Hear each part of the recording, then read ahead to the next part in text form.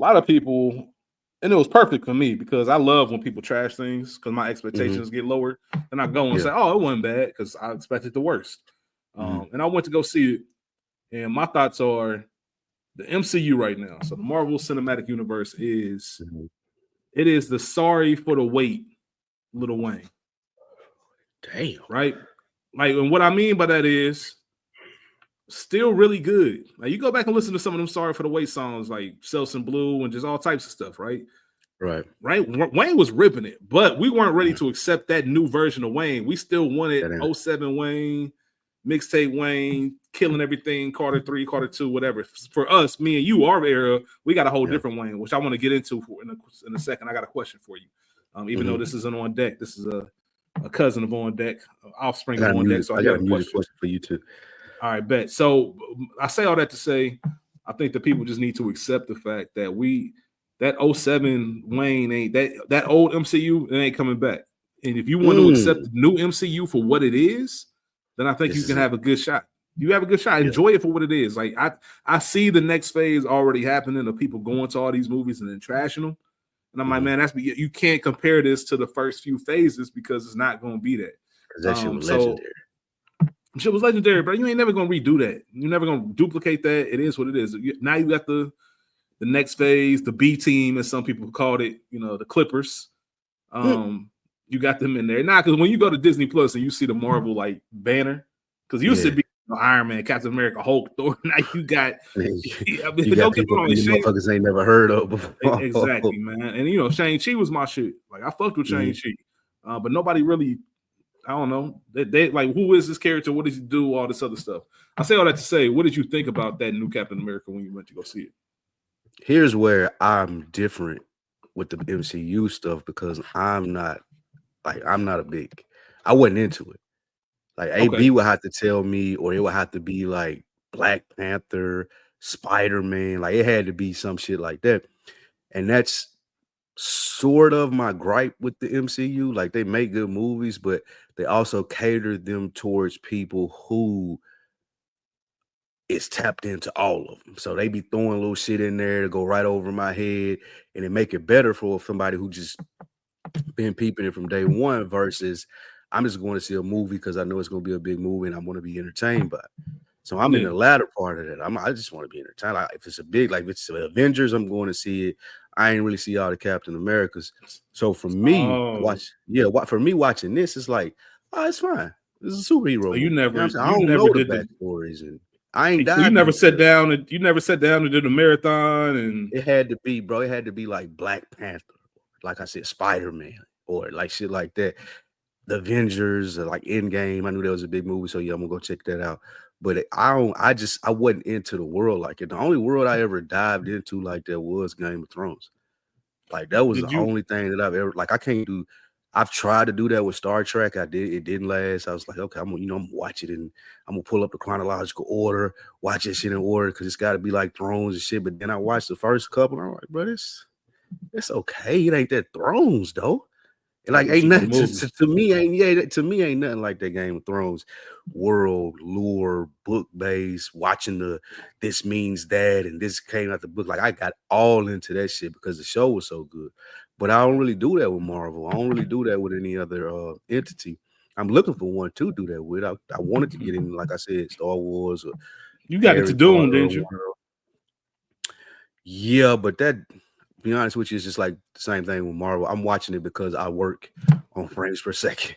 Like we review them, I'm on the show, and I have to watch it to be a part of the conversation. I know it's a small piece of the world, but did you fuck with The Mandalorian? Yeah, I don't think I finished the latest season though. That was my shit though. Okay, yeah, I like Mandalorian. Cold. Mm-hmm. So real quick before we kind of get things rolling, that has me thinking: has it always been like that? Did you ever? Okay, you did like it. Yeah, has it always been like that? Like, did you get into the Batmans back in the 90s? Like Batman Returns, Batman Forever. Did you get into all that stuff? The Tobey Maguire Spider-Mans? Even though those weren't really worlds, those were really like standalone movies. So I guess it kind of goes to your point. Because they weren't building building it out. Go ahead. That when I told the story in book 1 about the wreck that I had with Scoops, I went to see when I got back to clear my mind and just be in another space. It happened. That happened the same day Spider-Man came out. So I went to go see that The original Spider-Man one, movie. 02 or something Yeah, the like that. one, the Yeah. older, like 01. I think it was 01. Yeah, I think it was 02 or something 02, like that. something like that. I went to see that Tobey Maguire one. I fucked with that heavy. So I used to go see all the Spider-Mans until it got to the other shit. Like now I'm cool. But I'm trying to think if I tapped into anything. I seen, of course, the original Batman. I went to go see all of the Batmans when they came out. But I'm not a comic book reader, and I found out like you just got to X-Men. I did fuck with all of those. Okay. Every X-Men that came out, I used to go see each one of them. But I still understand now from talking to people that like read the comics and into that world, like you miss so much if you ain't read it or you ain't been in it. Just like with Game of Thrones. Like I'll be saying shit about Game of Thrones when we doing frames per second, and they'll be like, "Nigga, how you know that?" I'm like, bro, I'm looking at the videos, I'm listening to the podcast about it, nigga. Yeah. I done watched it 3-4 times. Like I fucked that Game of Thrones really the only thing that I got like that, other than Sopranos and The Wire, of course. But but those ain't world building. They should do some spinoffs. Actually, I still think of those two shows, even all these years later. My only regret with Game of Thrones was I didn't start it sooner because I was like you, I'm not watching this shit, man. Facts. And then that first episode, as soon as I know some people got different trackers and different marks. As soon as Bran got pushed out that window at the end of the first episode, they got you there. Yeah, I mean, I don't know what y'all doing. I don't know why I stuck with it, but they didn't get me until they cut. Well, this spoiler, but yeah, they didn't get me to the ninth. Yeah. They didn't get me to the ninth episode. I was like, oh shit! Wait, what? I'm surprised you even stayed around that long. Then, if that was the case, I don't know what it was. Like, I think I just. Oh, you know what it was? It was work. I was working at a job, and I had so I used to manage a roster of consultants, and they were IT dudes. Most of them was nerds, and used to have to log a certain amount of talk time every week with the consultants that you had. Yeah. And there was this one dude who ain't never liked to talk on the phone and shit. I could never get him on the phone because my job was to track what they was doing, make sure everything was good, have conversation with them, keep them to the company. And it was just one motherfucker I just could never. He was weird and the motherfucker couldn't get no conversations going. But as soon as I brought up Game of Thrones, that nigga talk for hours, bro. I had to tell him, like, all right, bro, I done met my requirements for the day. We ain't friends. I'm gonna holler at you. Mm-hmm. But that was the only thing. He said we ain't friends. Yeah, that was the only thing that he would really slick talk about, bro. And that would give me my college shit log for the week. So I started watching it, and that's why I was watching. I was like, this shit, it's okay. I get it, kind of. He explained it to me how the shit happens in the book and everything when we talk. And then, like I said, when that shit happened with Ned, I was like, oh shit! I thought this nigga was a star of the show. And then from there, it was up. That was fuck none of that, man. Yeah, well, that's a dope. That's a dope pre-talk, man. Television movies, you can never go wrong with TV that. People out there, man, y'all need to watch a couple shows on. Y'all have to be watching right now. Yep. White Lotus, Paradise, and The Pit. And if you really into the messy shit, I'm trying to get Rich to pick up on it because I got him on Tell Me Lies. But bro, which is incredible. I just finished The Couple Next Door. It's on Stars. The Couple you Next gotta Door. watch. You got you. Is that the finale? The finale was. I think that was the finale. It had to be actually. It's only 6 episodes. The 6th episode just went out last week, and it was fucking crazy. It ain't Tell Me Lies like, but it's on a level of that. But it's different though. It's that type of message, but it's different. But hey, when you get time, Rich, you got the Couple Next Door. I'm telling you, you'll binge all 6 of those a night. That's the problem, Spike. Every time you fucking recommend a show, bro, it takes over my life. You did that shit with Reasonable Doubt. Spike recommended Reasonable Doubt, but when I finally started it, running them through, like nothing else is getting done. Reasonable Doubt. He told me, Tell Me Lies, and Tell Me Lies was one of those. I looked at it and I'm looking at who's in it. But me and Spike would have conversations all the time and kind of laugh, like, bro, there's no way we the target audience for this. And I'm looking up stuff. There's articles popping up for Teen Vogue. I said, I see this shit ain't for us. But if you start watching that show, you hooked. I ran through that show so quick. What was it? 2 seasons? Man, I got to those 2 seasons in like 4 days because shit like watching a car wreck. Like you're like, oh, it is, shit, man. You just can't turn away. And I think you said it. The storytelling of how you hear, but then you flash back to see how you even got there and so on and so forth. But yeah, man, you hear the voices, man. It's Rich. Obviously here with my good brother Spike Lou, man. Another week in the books, chapter 19. Always a pleasure to be. Yeah, shout out to TV people, man. Always a pleasure to be back, man. Shout out to the Bookworm. Shout out to Ja, man. Shout out to Ja for last week, his appearance, chapter 18. Got some great feedback. It's funny. Great feedback on Got some great feedback. And you know what's funny though? I did get the feedback was great, but I got a lot of the same comment, right? What's that? And I fuck with Ja, man. I love this episode. Don't ever let this nigga come back on to talk about music. Don't ever let this nigga come back on to talk about. I kept hearing that, and it was like, man, and you ain't checking when he was talking all that Andre 3K, and I had some people that was upset. He'll stand on that bag. What were they mad about though? Like what part? I don't. The Andre 3000 being the best ever, like how he was kept. Yeah, all that. They just didn't. I've been knowing him for 5 years. He's been on that. Like he ain't moving off that. Yeah, man. Listen, I don't argue people's opinions. That's some Atlanta shit though. Yeah, and Hardy debate. Yeah, we can, but that's Atlanta, and I know. Sometimes you just know. Now I could have engaged probably a little bit more. But we weren't talking about music though. But we weren't talking about music. Yeah. I want to have Ja back just to have that conversation, man. I love to have. Absolutely. Actually, I would love to hear Ja and Portia have a music conversation. That would be entertaining. I wouldn't even have to say nothing. I just want to be here. Man, you just produced some shit right there. We got to start. We got to set that up. Yeah, we got to set that up. Definitely, without question. To your point with that, like I was thinking about that this week because I was going back listening to some shit. And even though my favorite album is UGK Riding Dirty, just like with Ja and Outkast, a nigga couldn't argue me that 8Ball and MJG ain't the best duo. Like nobody could argue me out of it. It ain't nobody that could, because they from Tennessee, I'm from Nashville, Memphis, two totally different places. I want people to understand that it ain't from Tennessee. Like we do not look at it like the same. But with that being said, I am biased because they are from Tennessee, even though it's Memphis. But nigga, 8Ball and MJG, like to me, you can't do no better than that. I know what Outkast did numbers wise. I know how well Andre rap, but for me to relate to what niggas talking about, them niggas hit every motherfucking corner. Like I was listening to On Top of the World the other day. That shit was fire, nigga. Shout out to Ball and G. Probably the most. If you ever one day we'll have to sit down, or on deck we'll have to sit down and really make a most underrated of all time, like criminally underrated. Like you know who they are. Like we know who 8Ball and JG are, but I guarantee you a lot of people they know the names, but haven't really dug into their discography and really know how MJG just be ripping shit, 8Ball be ripping shit, the whole nine. And that whole Southern movement, man, because that, being a Midwest dude and obviously gearing more towards the East Coast, we all know the story, man. The South just wasn't, and I think that's what y'all still carry, that chip on y'all shoulder, man. I can hear it on deck every week. I still got a grudge on the East Coast. That's like part of my identity, nigga. But nah, shout out to Ja, man. We said it last week. We definitely gonna have him back soon, probably within this month. He'll probably be back on March, as long as he's willing to accept. I'm sure he will.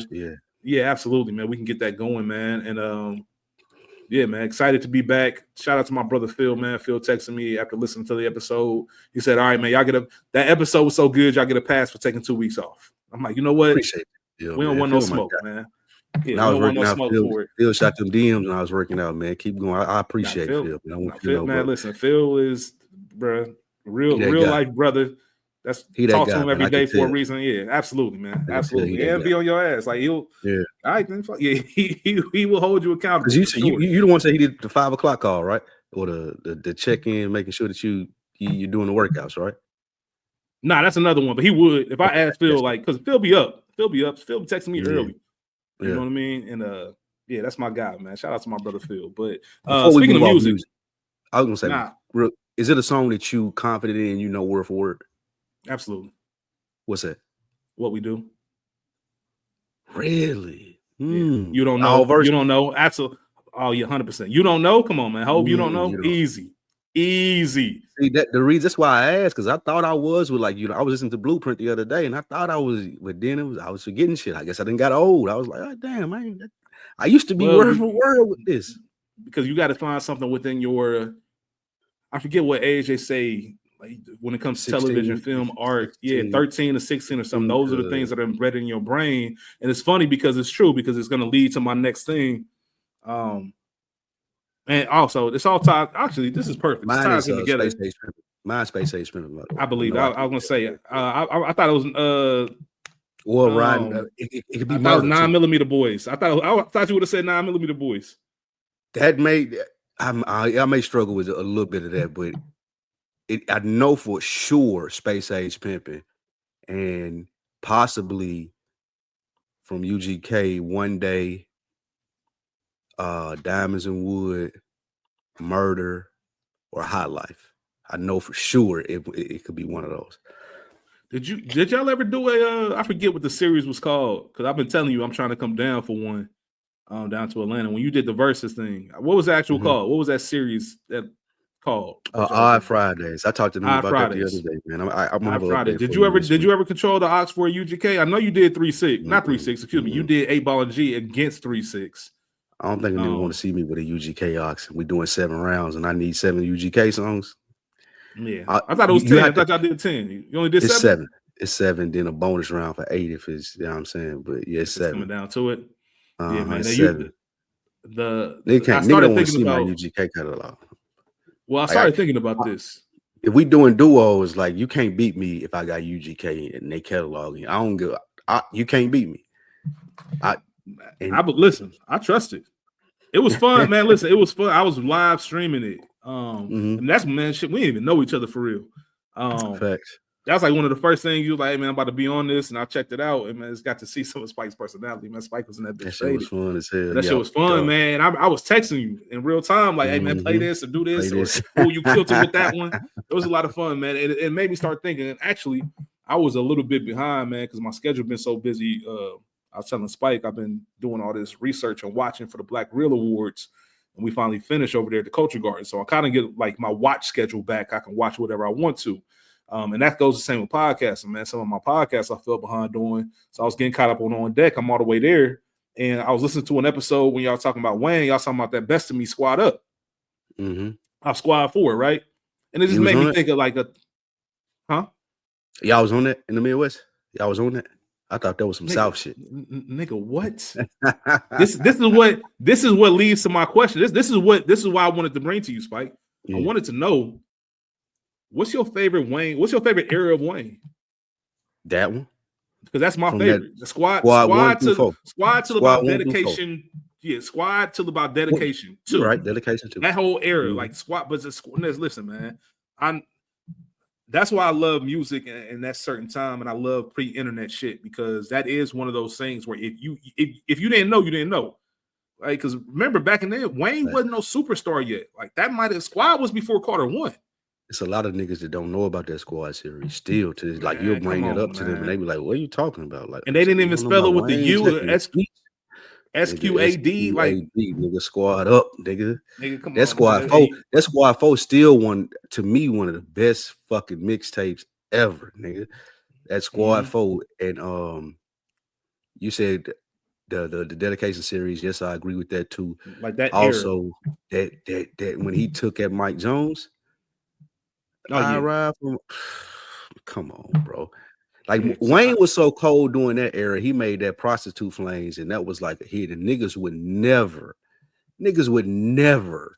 like I remember being in clubs and niggas like word for word, I don't care if you was a prostitute. Like, nigga, you would never fucking say that. But that's how hot and cold Wayne was. Wayne was that nigga, and it's just seeing him now. It's funny because y'all mentioned like Wayne was 25 for like 2 years. It's crazy when you think about how long he's been around. Because when I got hip to Wayne, I wasn't even a teenager. I was 11 years old. It was like 98. And Guerrilla Warfare was probably my first introduction to Wayne, because I was a big Hot Boys fan. And then I remember going to the store. I was 12 years old. I remember going to the store to get The Block Is Hot.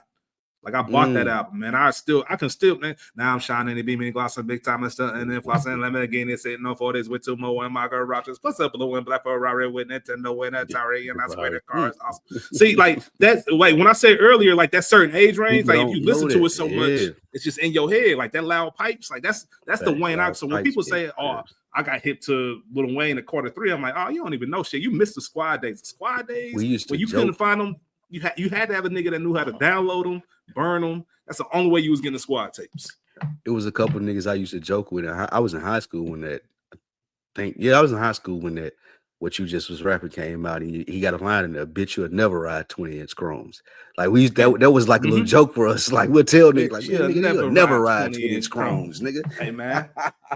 And even the Best of Me shit, right? So Best of Me, the original, not the original, but the original is dope with Jadakiss, and then you got the remix with Hove.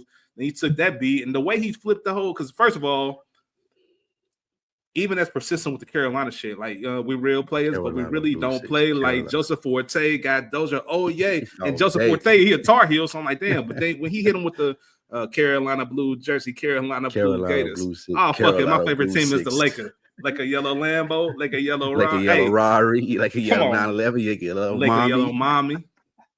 Hey, come on, man. Wayne was out here. Wayne doing different, man. That's part of the thing when I'm like, Jay is my favorite. Well, excuse me. T.I. just depending on the day. T.I., Jay, or Jeezy, my favorite rappers. Yeah. But when we talking about the execution of rap and actually the career of it, that's one of my arguments for Wayne. Like, I don't know nobody that ever did it as long as he been doing it, as well as he been doing it. Like, a lot of niggas had a lot of different peaks. Like, they'll tell me Drake or whatever you want to call it, Nas, Jay, whatever it may be. But it ain't a lot of niggas' resumes that compare to Lil Wayne. Because it's the output. Like, and it's the output of what he was doing and just that whole era. I'm jacking your beat. Like, there's songs that Wayne made popular than the original. Fact, I'm doing this better than you, nigga. Yeah, you did a beat, you did a song, you threw the process of this. I'm gonna freestyle on this shit and do better shit than you, nigga. Killed that shit was that was a different time, man. God, music was a whole different time, then, bro. Shout out, man. Shout out to that music combo, man. Just wanted to get that going, but yeah, I will say to that music combo, me and my guy Dro was talking about it. The older I get, the more I agree with C. Dolores Tucker over Tupac. Yeah, for real. That's a conversation that we can have for another day as far as the influences in it. But I was listening to a book this week that I can put y'all on that Dro put me on. I think it's called Be the Man. I already got it. It's in my bag. We need to start a book club because you mentioned books and I'll be like, I already got it. Like, I've already the one I mentioned from On Deck. Yeah, I bought that the first day it came out. Like, I'm hip to Jason Wilson, so I got it. He was on Joe Rogan. I listened to him. He's on Joe Rogan. I listened to him. He's a beast, but man, he was explaining some shit in them first couple of episodes, and I was like, God damn, I can't believe how influenced. He gave an acronym for Thug. I can't remember the acronym, and I don't want to step on his work. So y'all go listen to the book, and I ain't gonna step on it. But man, it made me realize how influential music was to us and how we acted and what we thought we had to be. That shit was insane, and as I was listening to it. What's his name? Jason. Oh, nah, but yeah. So Jason Wilson. So I stopped real quick. I want to go grab it. If anybody watching on YouTube, man, this is actually I got it with me. I'm traveling, about to catch a flight. You bought that motherfucker. Oh yeah, like I'm. Listen. How'd you get on? Well, I follow Jason Wilson, so I just knew he had the book coming out, and I'm like, anytime he talks, it's heat. Like, he had that book, Cry Like a Man. Yep, I heard him talk about that. Appreciate his message, man. Because he was on Rogan and some shit. He was on Rogan, and the very first time I ever met him, or not met him, but got hip to him, was that there was a viral video, maybe one of his first viral videos of, because he does the martial arts, and it's probably called something else more complex, but the martial arts with the young men in Detroit, and just kind of teaching them to overcome fear. Like, he was just anxious, and it was just an incredible video. And I'm like, oh, who's this? That's the dude. That's the dude in that video. Like, he had like the things, like the little. I don't know what you call them, but he come like, what you nunchucks or some shit. Yeah, and he was just teaching them. That's him. Damn, I didn't know that was the same dude. Shit. That's him, man. He legit dude. He legit. He is. I fuck with him. Me and Spike got the same personality, man. Where if somebody told us, "Hey, man, I got a mentor for you," we probably scoff like, "What? Like a mentor?" But that's somebody I would actually like. All right, but you could be my mentor, man. I'll pick your brain and the whole nine. But damn, I was about to say something because of that. I can't remember. Either way, you were talking about the book, and Dro put you on to it. Yeah, we gotta start a book club. Yeah, what's the name of it again? Say the name. I don't think we said the name. The moment demands. Yeah. Right? Master the 10 characteristics of the comprehensive man. This is why, and this too, like, this is why I love Dro so much. He sent it, but I never started listening. He didn't leave it. It's like every couple of days, have you checked it out yet? You ain't started it yet? Like, nigga, like this is for real, nigga. Like, I ain't telling you no bullshit now. Like, listen to the book, nigga. So I had to start it, man. So I need people like that in my life, and I appreciate that, man. No doubt, man. That's Phil. Phil the same way. Yeah. Phil, he'll be. Yep. You get on that. Yep. No. All right. Bet. All right, man. Want to kind of pivot to some news that caught my eye this week. It's pretty interesting to say the least. Tragic. Let me lead with that. It's definitely tragic, but also interesting. I mean, before we even do that, I do want to make sure I read some. We got a couple comments on YouTube. I want to make sure I highlight some people, man. Shout them out. Shout out to our guy too, man. Chuck Bradley. Shout out Chuck, man. My God. Shout out Chuck Bradley, just because I meant to say this last. Man. I meant to say this last. Yeah, me too, man. I meant to say this last week because, and it's fun. It's real because he didn't even at me. I just happened to see it by chance. So that's how it was just genuine. Yeah, he posted the video of Saquon Barkley at the Eagles parade. I guess he saw that ball boy in the stands or in the crowd, and picked him up over the barricade. And he was like, "Hey man," "that's a dope gesture and all." But it reminded me of when Rich said, "Man, I don't want to be lifted off my feet." Like, that's exactly what I meant. Bro. Stop playing with me, man. Don't pick me up over no fucking guardrail, nigga. Are you going to go pick up your kids? Move this guardrail or something like that. Like, tell some security to come move this. Don't pick me up. Like nah, bro. And he was probably faded and everything, bro. Like, yeah, man, come on, get your ass over here. We're not doing that. But let me read a couple of these comments, man. Yeah, shout out to everybody, man. Shout out to all the bookworms out there. Just got some feedback on last week's episode. Mikhail Billingsley, 9520, love it, fam. Appreciate you. Ja obviously commented, man, thoroughly enjoyed chopping it up with y'all. We got to do it again soon. Trust me, Ja, we definitely will. Who else we got? We got Transactional Logistics. How Big Boy's name wasn't brought up one time beyond reality. Spike Lee. I'm more of an apologist for Big Boy than Spike Lee is. I ain't even from the South, but Spike has already said some stuff that I'm like, damn. And then speaking of Chuck, yeah, man, Public Enemy B, man. Once again, we just shouted you. I didn't even know you left a comment, but definitely enjoyed this convo. Y'all continue to have dope guests that provide much needed insight. How Ja outlined his thought process around achieving goals was super interesting. I agree, man. Ja's conversation was on my brain for a couple days afterwards, man. That man a beast, man. I knew you would enjoy that. That's why I was pushing to have him on. Even so, with the next person that I have in mind too is gonna be some fly shit, because I've had a conversation with him about just some things, being an older person. Well, not older person, that sounds crazy. Being a different generation from us. The next person I think that we have on, this is gonna be some fly shit. I may have to wait till you get back. I'm looking forward to it, man. We're gonna do it. We're gonna do it for sure, man. Because I'll talk about it at the end of the episode. What next week will look like potentially. But Spike Lee, as an Atlanta resident, Georgia resident, you might have heard the news that we're going to get into now. Headline, if you haven't seen it, the headline says Black man shot dead by white girlfriend in Georgia, sparking racial debates. This is from the Tribune.com, Express Tribune. If you just Google it, you can find that. So I'm sure there's a lot more articles, but this is the one I just happened to come across because it has some details that I want to discuss. If you're not familiar, a white woman from Georgia, Hannah Grace Cobb, has been charged with the fatal shooting of her 30-year-old boyfriend, black boyfriend for that matter, Telbo Rackens Osborne. I think originally when everything happened, there was some outrage because she had not been charged. Apparently there was rumors about her father being in law enforcement. I don't know how true that is. I know that she has since been charged. Go ahead, Spike. Yeah, I think that's true. Her father is a part of the police force, some sheriffs or something like that. Got you. So apparently what happened after a night of drinking, which I'm sure everybody knows, drinking and firearms should never go hand in hand. After a night of drinking, there was an intense argument between the two.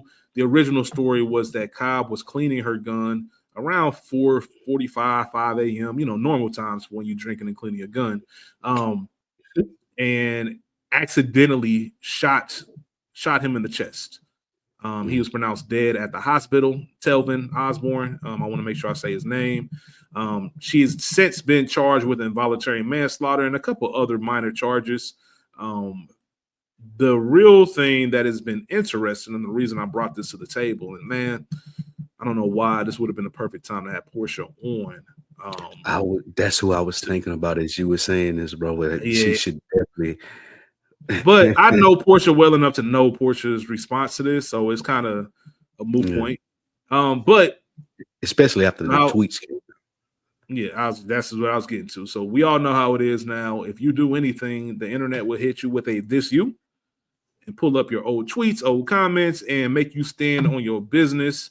Obviously, there was outrage. White woman kills black man, but then the tweets started coming out from Telbo Rackins and tweets saying certain things like white girls over black girls emphatically. Um, Bios for social media, literally the bio where it says what you should know about you. Maybe in a couple sentences, his bios will be white girl lover. There was a tweet that was, I mean, this all of this is six too. Or excuse me, white girls are food was one of his. Team white girls was one of his user handles. I'll fuck a dog before. This is fucking awful. I'll fuck a dog before I fuck a black bitch. It got to be a white dog though. I'm saying these so you can really get an idea of what was being said on his page. And that sparked a lot of the black women and a lot of black men to say, you know what? Sound like y'all fight, man. Sound like you chose this battle. Spike Lou, I want to ask you what you think about this. Are we less, and this kind of goes to a conversation you had in book 1 with Mo, are we not as empathetic as we should be based on somebody's lifestyle? Or is this just one you look at and say, you know what? This ain't my fight. Y'all go ahead and handle that. Y'all got it. We keep it real here on Another Week in the Books. I would love to get something like philosophical, political answer and be like, you know what, this, that, and the third, but nah. Like, bro, you made the bed, you got to lay in it. That's on you.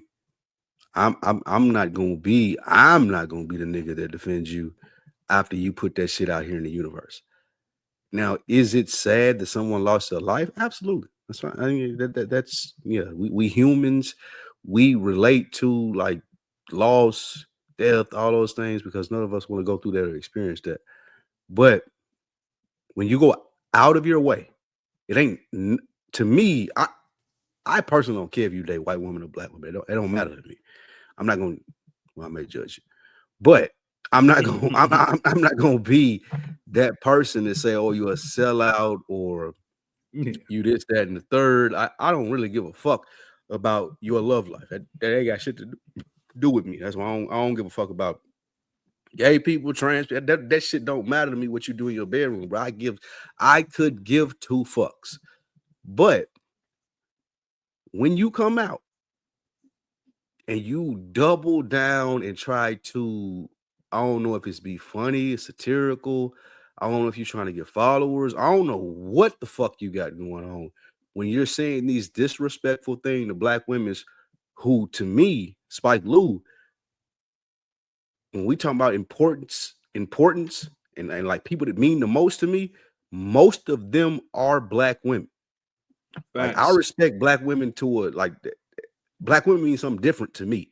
Like it ain't just like relationship wise. Like I was raised, I was nurtured, I was made the man that I am by black women. I will accept that. I fuck like you can't tell me nothing bad, even though I know there are stereotypes and things out there that are to be had, and I will acknowledge them. And it's cool that you think that way, but you will never convince me to think that way. Black women are the love of my life. So when it's a nigga like this that's saying all of these things on Twitter, whether you're trying to be funny, whether you're serious, I don't really care. You shouldn't be putting that energy out there. And now you're in a situation where I'm arguing with this white chick and she feels like she has, I don't want to say the upper hand. She has the thought process as to it got this because the cleaning the gun shit, I don't believe that. I don't believe that at all. Not. Of course but not. It got to this point. It got to this point where she shot you in your chest and you dead, nigga. And she felt like that she could get away with that, and she almost did. Now you said she got charged. I think it was manslaughter or something like that. It's not murder. Yeah, it's not murder. It's manslaughter. She's not looking at she's not looking at going to jail for life or anything like that. But when you get a nigga like this that think it's funny, that think it's cool to go out here and be on social media and be the nigga to be like, oh, I don't fuck with black women, versus just enjoying your preference, I don't got no sympathy for you, bro. I don't like all throughout social media. I ain't gonna lie to you, Rich. If we had not, we're gonna talk about it on Is the Mic Still On Wednesday's next episode, because I already put the shit together. But this ain't a thing where I was clicking the links when I seen it and trying to figure out more about it. This was a thing where, like, I already know what this is. I already know how this is gonna play out. I already know how this whole conversation gonna happen. So I don't really give two fucks about it. That's on bruh. That ain't on me. And I hate to sound insensitive about it, because a black man did get killed, and we want black men to prosper on this platform. But I don't fuck you, bro. Like that's why I fall with it. I appreciate the honesty. That's why I fall I'm sure with it, I'm sure all the bookworms do, because but I say that too, real quick. I just say that to cap the point. I say that to say that goes for the admiration that I have for black women. Like, I wouldn't be who I am today without black women. So a nigga having that stance about black women and saying this, that, and the third, like, I just, there's no way that I could have empathy, sympathy, whichever the word you're supposed to use there. Ain't no way I could do that. So it is what it is with you, bro. First and foremost, as you said, anytime anyone loses their life, it's a tragedy, right? Especially in such a manner, whatever the details behind it, whatever. But anytime somebody loses their life, it affects more than just them. They have family members, they have friends, they have other people that know them way more than what headlines would tell you about them, way deeper than the tweet. So I want to, obviously show some respect to them. But in that same vein, as Spike Lee just mentioned, and I mentioned this before, I'm at a point of life where I just don't give a fuck. And I say that because everything about life is adapting. You have to adapt to what's going on. And we live in a whole different world where you got to get your shit and keep shit pushing. And what I mean by that, and I've said on record on this podcast, pretty much on every podcast I've been a part of, the best women I know, the best people, not women, the best people I know in life are black women. Facts. Spike, you and I share the same sentiment on this, where hopefully this makes sense. We live in a world now where you got to carve your own space and take that shit and own that shit. Mm-hmm. And that's just kind of where we are. You can see with this last election what things are going on as far as like policies and what's being signed, what's passing through and not. All right, cool. Y'all want to take you outside? That's fine. But I'm still taking my shit. You're not moving me off my block, man. Like, that's still my corner, Bodie style. That's still my corner. Like, y'all gonna have to do everything y'all can to take this corner. You go to a sports game or even movie theaters now, because everything's, assigned seating. You walk up to your seat that you paid your money for, 2 motherfuckers in your seat. At that point, you got 2 choices, maybe 3 for some people. All right. First choice is, I'm going to go get the usher. I'm going to let the people that's supposed to do this handle their job. Second option is, I don't like confrontation. I'm going to leave. I'm just going to go. I'm not even going to bother with it. They got it. I'll find another seat to sit in. And the third option is, hey, bro, 4 and 5, like said, get your ass up. The fuck you on? Everybody needs to find that third option and what that means to you in your life, and know when to differentiate when some shit is, you know what? It's cool, man. It ain't even that deep, man. I'll go sit somewhere else. Or when there's hell nah, those are my seats. Black women, for us, those are our seats. I see. Not letting that shit slide. That's a really good analogy. For the people that, it just makes me think of the Kendrick Andrew Schultz thing. And once again, I'm just accepting things that, you know what? I'm not here to argue with anyone. I'm glad that you exposing yourself, and I know exactly where you stand for shit. That Andrew Schultz, that line wasn't a diss to Andrew Schultz. That was a diss to the niggas that's allowing that to be said. Right? Ain't nobody said comedians can't tell jokes. You can tell your jokes you want to. You just don't say that shit around me, or I'm gonna say something about it. I'm not about to sit here and beat you up. But you're gonna know that you ain't getting that off. He's not tolerating that shit. You teach people how to treat you, right? So I say all that to say, going back to the analogy, you got to find out what matters to you when it comes to these are seats 4 and 5, right? Those are my seats. You got to get the fuck up, bro. And we can handle it however you want to handle it. You ain't trying to go nowhere. I'm not going nowhere. Somebody getting these seats, and I guarantee you it's going to be me. And when I look at a story like this and headlines like this, and I know there's more to this man than these tweets, I get it. Sorry, bro. There's like, listen, one or two little things and little tasteless jokes, and I would rather fuck a dog. No LOLs, no laughing emojis. Even if there was, not that it makes it better. I would rather fuck a dog before I fuck a black bitch. But it gotta be a white dog. So you still trying to be funny, bro? I'm sorry, man. I ain't got no tears for you. And maybe that's fucked up with me. Maybe that's fucked up with me. Maybe I need to be better. It's not. You know what I mean? Don't think so. I don't think that's a situation where we have to be better. I feel like that's a situation where, bro, you made this big. Like people that fuck with black women are never going to accept this shit from you. Like that. And it ain't, I don't know the nigga or nothing like that, but there ain't no reason for you to do that. Like, I'll give you an example. And it's ironic that this happened to me today. Like, I was out to lunch at my gig today, and the waiter was black. And one of my friends, she asked him a question, and I felt like that he was being kind of standoffish and harsh. He a white dude. Mm-hmm.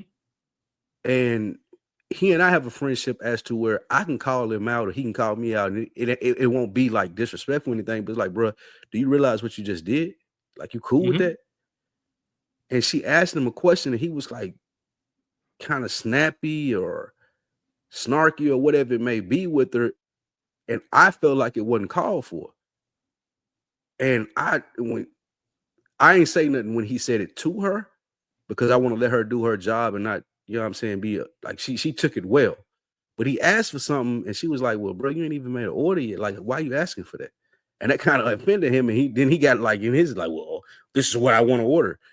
And when she walked out, I was like, bro, why was you being an asshole like that to her? He was like, well, I wouldn't. I was like, no, you were, my nigga. Like, don't. I don't give a fuck if it's conscious or unconscious. Like, don't do that to people who just trying to do their job, especially her, a black woman, and you being a white dude. Like, don't do that. And to his credit, he accepted. He's like, damn, I didn't even realize that, bro. I'm glad you called me out. But like, I think that ties into what me and you saying. Like, that goes to our point. Like, that's not cool for me ever when you disrespecting black women. I don't give a fuck if you joking. I don't give a fuck if it's like you're like, I'm going to protest that. Like, I'm standing up for that. And that ain't even my personality, but I'm close enough with him to be like, nah, bro, you was bullshitting. And to his credit, I don't want to paint him as a villain. To his credit, he was like, damn, man, I didn't even realize. Like, my mind was somewhere else. I didn't even realize that I was talking to her like that. And he was trying to get out of it. Like, no, you were talking to her like that, my nigga. He was like, should I apologize? Like, no, you don't need to apologize. You need to recognize. Like, you need to understand what the fuck you did, and don't do it when I ain't around to correct you. And it goes to what we're saying in this situation. Like, bro, stop playing with black women. Like, stop playing with them. There's no reason for you to be playing around with them like that, because they do so much and hold so much on their backs. And I know we sound like we caping or whatever it may be for niggas like, whatever, may want to roll their eyes, but this is a genuine fucking feeling, bro. Too many people disregard black women and think that they can do whatever the fuck they want or say whatever the fuck they want, and there's not going to be any protection there. And that got a lot to do with us as black men. Yeah. Like, they think that they can get away with that shit. Nigga, you shouldn't feel, as a black man, that shit that nigga tweeted, you shouldn't ever feel fucking comfortable doing that, bro. Yo, mama black, nigga. If you got sisters or cousins or aunties, they black. So how the fuck do you feel comfortable in saying just because you have a dating or sexual preference towards white women that black women ain't shit? Nigga, they made you. So they made this country. they made everything on their back. So to your point, Rich, when you say maybe we gotta be better. Not even maybe we gotta be better, but to the point when you said it's not something that I don't even remember what my point was in saying that, but just they made you, and I'm not going to, in my presence, you're not going to be able to disrespect them like that around me. Yeah. So a nigga like this putting tweets out, okay, that's what I meant. To your point, when I seen this, I kind of knew what it was, so it didn't bother me at all. And I hate to say that, but this is what we keep it real at another week in the books. A man did lose his life, but I seen that and I seen who he was dating. I seen the videos. I seen the explanation around it. 5 o'clock in the morning, cleaning that gun. Dad's a cop or whatever it may be. And I was like, oh yeah, maybe some injustice there, but I don't care. Fuck, dude. And this was before the tweets came out. So we just, because you always a nigga, man. Like, regardless of what kind of acceptance you're trying to get, and I'm just keeping it in the book, man. Like, we just covered Good Earners, man. I'm not going to talk about the spoiler and what happened, just in case nobody's seen it. But there was a moment where somebody's father-in-law, like, who an episode prior was proud of them. This is such and such. This is my son-in-law. He finds out he died and how he died. And I was, man, fuck him. He a loser. Like, he shouldn't have been doing this. And it's like, damn, just that quick it can turn. And like I said, my main point, I guess the one thing that I'll wrap this up on is there's nothing wrong with confronting bullshit, right? I was having this conversation recently about this. This is going to be a whole nother conversation, right? The term ally, right? So somebody was mentioning something, and they were discussing the LGBTQ plus community and something about being an ally. And I'm like, you know what? I don't know if I can don the label or the title of an ally. And they're like, what you mean? I'm like, see, if I say that, you sound like I'm anti. I'm not saying that. What's the conversation and what's the definition of that word? Because is an ally somebody who's fighting front lines with a group? Because I'm more of I want to see everybody get their shit. Live your life, be happy in that life you live. I hope you have no friction, no bullshit come your way. But I'm also, man, that's not a seat 4 or 5 situation for me. Like, I'm not going to be frontline as much as I support everything that you want to do. But I haven't, my whole point of this, I haven't put in, and that's just one group. You can say this about multiple groups. I don't put in the extra time or effort. I'm not showing up to marches. I'm not protesting. I'm more so like, hey, man, I'm here. Y'all need anything, but I'm not doing any physical, man. I'm not putting any sweat equity when it comes to these causes, right? I care about black people, I care about black issues, and one can argue that, hey, there are black gay people, there are black, disabled people, there are black, all types of people who also need your help and support. The whole point of me bringing this up is the word ally itself. Right? Is an ally someone who's actively doing things, or is an ally somebody who's not getting in the way? Because I don't get in the way, but I also don't know if I don't actively do anything either. And I don't know if what that's... you to you, what's an ally? Which one of those is it? I feel like an ally, somebody who is fighting the fight. But I also was told, I had the same person that I was having a conversation with. He was like, nah, man, he told me you're being too hard on yourself. An ally is somebody who's going to speak up when injustice happens. So kind of your point, Spike, like you see some shit happening, you see, and I'm not talking, listen, we're not talking about you go on Twitter, you go search black women, and everybody who's disrespecting black women, you be in their DMs and comments. We're not saying that, but we're saying you in a room, or like Spike scenario, I'm here, and I know it's not malicious, I know you're not trying to do it, but this is how this came off, bro, and I'm letting you know that shit rubbed me the wrong way. I'm not here trying to check you, and that's another good point. Calling something out doesn't mean I'm ready to square up or we're ready to fight. It's more so like, nah, man, that's fucked up. We should all be able to do that and have conversations with each other, right? Those are the friends I want. I want to be doing something and say, man, you did some bullshit just there. Like, that was some bullshit. And that's to your point.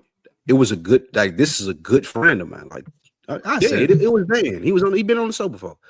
Yeah. And he was really accepting of it. And I was like, bro, that was bullshit. Why did you just do that? And again, to his credit, he was like, I did not even realize it, bro. And the fact that you pointed it out to me, and to his credit, he asked me, should I apologize? And I was like, nah, I don't really think it warrants an apology, but you just need to be more be aware of what you're doing and what you're saying. Like, yeah, we having a conversation at this table. There are a lot of people at this table. She's a waiter. You don't feel like you have to acknowledge her. It may not have even been on some black, white shit. I'm disrespecting her because, like, it may not have even been any of that. But the fact that you did it, I'm going to call you. I'm going to point that out. And like you said, you brought up a good point. It ain't a sense where I'm not putting tweets up. I'm not like arguing with niggas online about this shit, bro. I'm talking about shit that happens in real life. I'm going to hold you accountable, right? If you right here next to me, yes. So it begs the great question, like you say, like what's an ally and what's not? Because I wouldn't consider myself an ally, but I am like you ain't getting that shit off around me. Yeah, I want to know what the definition is. Bookworms, help us out, because that's I've been struggling with that, or not struggling, but I've really been thinking about that word and what it means, and because I do think something like that is a privilege, and I think you kind of, like I say, you on the front lines with them a little bit. There is a difference between I'm not in your way versus I'm here to help. Facts. And maybe helping is not being in your way. I know that's all I want. Like as a black man, like if it comes to black issues, I don't need y'all wearing kente cloths and taking knees at the Congress. Like I don't need y'all doing that shit on Capitol Hill. I don't need none of that. I don't need, you know what I mean? That shit sounds stupid for photo ops. Like, nah, you ain't gotta do none of that performative shit. I don't need to see Juneteenth paper plates in Walmart. Like, I don't need that. Just don't get in the way when it's time for us to get our shit. Facts. Right? And that's kind of what it comes down to. And that's a very robust and interesting conversation that can, I feel like I say that every week. We can always extend these combos out because we can continue to have it. Yeah. Yeah, because there are different groups that I would love to have on the show and just kind of have that conversation about where we really are. Are we, as we're talking about, we're not going to let people disrespect black women or black people, whatever. Are we showing that same respect to each other? And if not, then why not? And how do we bridge that gap? Because a lot of it, I'm sure, is coming from misunderstanding or just some shit. It's a different world, man. I think that's the one thing, Spike, you can address as well as I. We're at the age where we've seen different versions of Earth. Like I've seen different societies. Like I remember when it was cool to say certain things. And when I say cool, I mean like nobody was on your case about doing certain things. I remember when you walk in a restaurant smoking a nine. Like there's people that don't even know that was a thing. That's you get what I'm saying? Like we've lived enough to know things change, society changes, and one of the hardest things to do as you get older is change with it.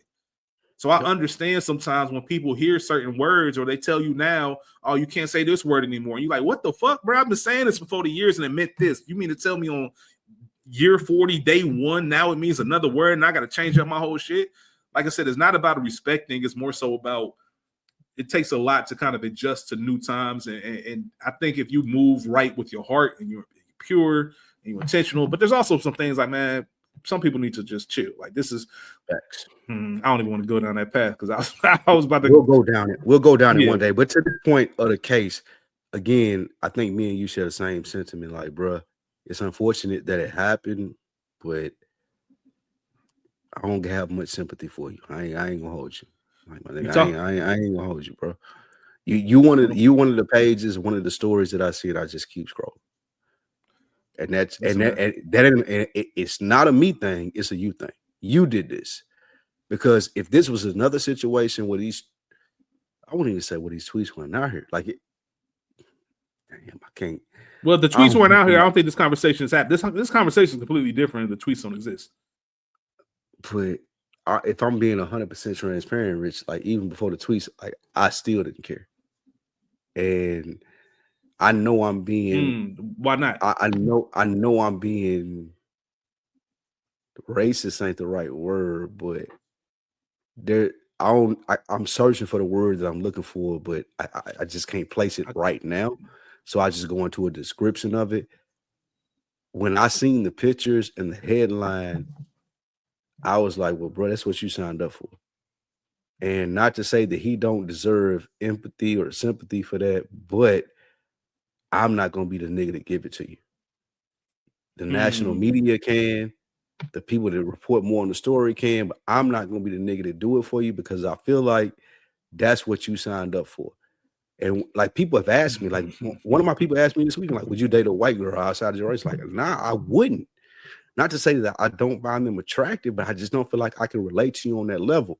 I don't feel like there's a situation where I'm dating a black woman and she come home at 5 o'clock in the morning and cleaning the gun and shoot me in my chest and kill me.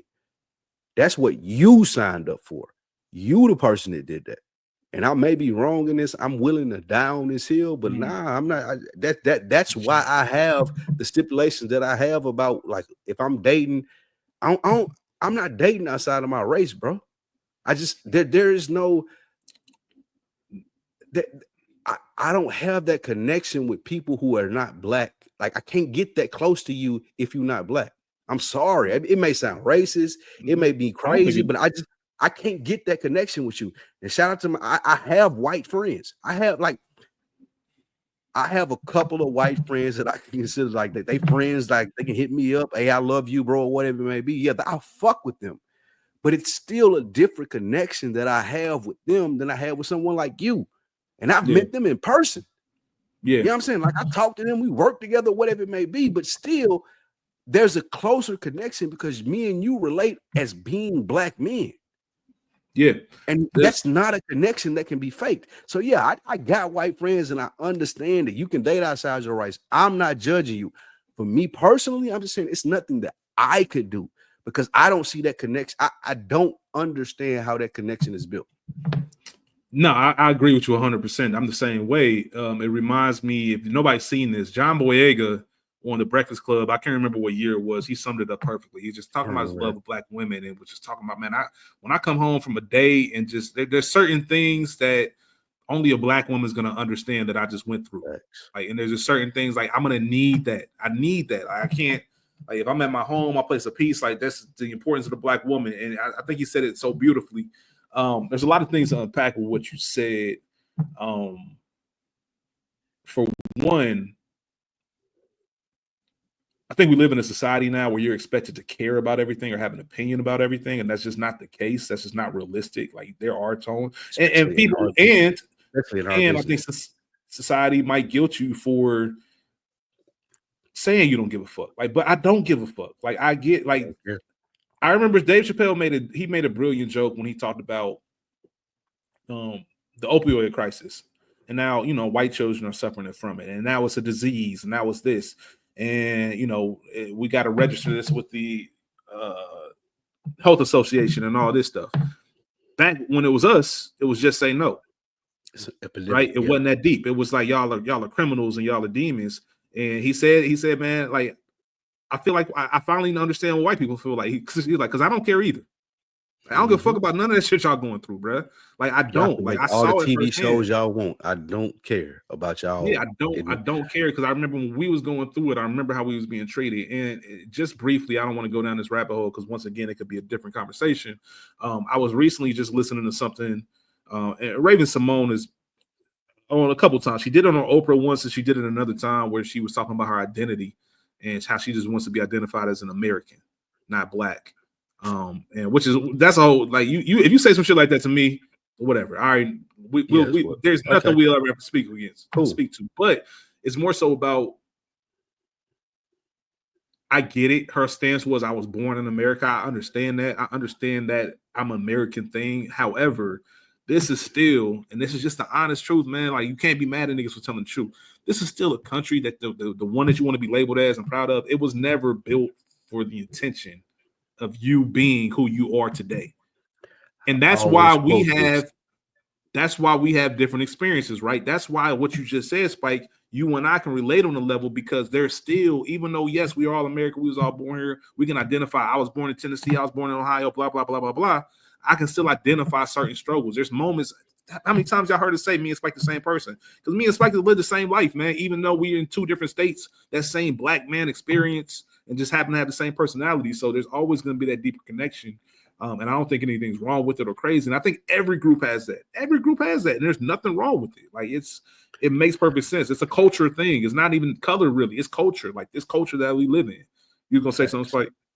To the earlier part of your point, one of my favorite quotes ever on an album, when they do the little, we putting a speech in the song, is on the Pac Machiavelli when he quoted Farrakhan. And he was like, America was built on, it's for white people, by white people. Native Americans, blacks, and all other non-white people were meant to be the burden bearers for the real citizens of this nation. And that's how you have to carry yourself. Flame.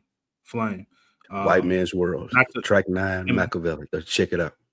That's flame, man. And real quick before we get to our last topic, I always say it, Spike and myself talk about the simplicity of the quotes on the wire. I use this quote all the time because it makes sense. Just going back to the brother, not trying to rain on the parade. Play in the dirt, you get dirty, man. Like, shout out to my nigga Thomas G, man. I work with Thomas G. Anytime somebody did some dumb shit, he always had the same question, man. He look at him with the dead serious face. How do you think that was gonna turn out? And it's so simple. But to your point, and I'll push back a little bit because I'll reword what you said, Spike. You said this is what you signed up for. I don't think he signed up for that. I don't think anybody gets into a relationship and signs up to get shot in their chest. However, the Thomas G quotes apply. I think what you really want to say is, how do you think this is going to turn out? And I think that's a fair thing to ask. Like, this is not out there. If you told me this is a possibility, I'm never going to say, nah, you crazy. Nah, nigga, that's possible. That could happen. This is possible law enforcement too. Oh yeah, that could definitely happen. Y'all in Georgia? Rural Georgia too. Yeah, man. So not Atlanta, nigga. Yeah, that was a robust conversation, man. I'm very curious. Please give us your feedback on that because we went a lot of different places and kind of went to. I love the fact that we just spoke authentically and truthful, versus. I hope nobody's offended by it because it's not. It's just what I mean. I'll be honest with you. We don't care. The Stephen A. Smith quote. We don't care. We don't care. I ain't even gonna hold y'all. Yeah, we don't care. Like May said, man, I can't tell you how much I don't care. I can't even explain that shit to you. Fuck, nigga. Because that's how we feel. Feedback. Yeah, please give us your feedback, man. In all seriousness, RIP to that brother, but make sure you watch the company you keep, man. And that's all I'll say. Watch the company you keep and keep it moving from there. Spike Lou. Yes, sir. We'll get to the main point of this conversation, man. I have been on the edge of my seat for about a month now. So for those who don't know, we'll let Spike Lou get into it. He's had some life changes, a life change that took place, I guess, at the top of this year. Late last year, top of this year. A month into this year. Man. No kids, so everybody calm down. No kids and nothing like that. God, no Vegas wedding, nothing like that. A nigga told me how much he was paying for his kids' college this year, and I was so glad that I didn't have kids. Phil told me, and I'm not gonna put the number out there. I'll wait till Phil comes. I'm gonna put the number out there. I'm gonna put the number out there when you get through. I'll let Phil come on the show and talk to him about it. But he told me the cost for just one of the kids. I think two of the girls for daycare, and man, my heart broke for him. Bruh, I was talking to Ken. Shout out Dead End Sports. Is Mike still on all the Dead End entities that he runs?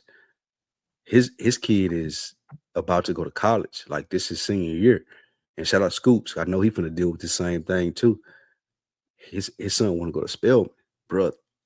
30,000. You mean Morehouse? Morehouse, excuse me. 30,000 a semester. And who paying for that? 30,000 a semester. Rich, that was my question, because look, I come from a generation, and I hate saying this because my mother is one of the best things that ever happened to me. I have one of the best mothers in the world. I'd never steer away from that. But when I wanted to go to college, bro, she was like, nigga, I work. You fill out the FAFSA, you figure it out. If it's money to be paid, then you work and you pay it. That's it. That's the generation that we come from. And I was talking to Ken, and he was like, yeah, he want to go here, and like we trying to figure out how to pay for it. And I was like, bro, nigga, when I was in college, I had to work 40 hours a week, nigga. It's like this is the same story that when me and you was kids, and motherfuckers be like, I had to walk 5 miles to school up a hill, like whatever it may be. And I had to ask him, I was like, bro, who paid for y'all college? And it was like, we did. And it just blew my mind. And I won't say thankful that I don't have kids, because that ain't, I wouldn't mind having them. But I was like, man, I'm glad I don't have to deal with that. I'm glad I don't have an 18-year-old it's about to go to college, and it's 30,000 a semester. I'm glad. But Man, I'll be I got off stressed. the tangent. What you about to say? I'll be stressed. I just wanted to talk to you about what's been going on in Spike Lee's life, man. What's the word? What's been going on? I don't even know because we literally wanted to talk We've about been this on the avoiding it so pod. we could talk about it on here. Yeah, man. So what's been going on? I know you got a new job. I just don't know what it is. I don't know. I know you've been talking to me off mic about wanting to transition. What's been going on, man? How's things going with the new gig? What are you doing? Are you enjoying it? How's it been affecting the rest of your areas as far as like podcasting, all of that? To be honest with you, it wasn't even about the new gig. It was about how it played out. And I think that's the Yeah. That's story right. You that we did say talk it was an about from interesting it. story. Yeah, Yeah, it let's ain't go even get about into the it. new gig. Like we ain't even getting into the specific of what you do and what like fuck all that. So I was working at a job that I had for like the last 5.5 years, 5 years, 5 months. And it was all right. I know I know how to twerk and do what I do. So it wasn't from the sense of I hate this shit, but I wanted to do something else. So I was Mm-hmm. looking around for interviews and wanting to do, you know what I'm saying? Like how can I continue to progress if I am gonna be in corporate America and it ain't gonna be all podcast money? What do I want to do next? Because I felt like I had ran my course at the place that I was at. Me Mm-hmm. and Ja worked there together. Shout out to him. Shout out to So I John. started taking interviews. I started like using my connections to get in to talk to other people about other jobs. And I was about a homie hit me up and he was like, "Would you be interested in doing this? Because I know you frustrated over there where you at, because I was over there too. And I know that shit ain't healthy for where you at in your life." Right? Yeah. That's how he hit me. And I was like, okay, send me the link. Let me see what the job's talking about. Let me see what the pay's talking about. Now, see if I fuck with it. I did. I fucked with it. I filled out the link, did all the shit.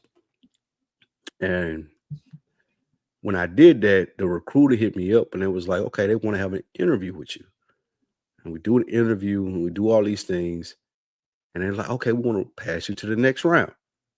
I go to the next round. I'm talking to the little hiring managers, whatever it may be.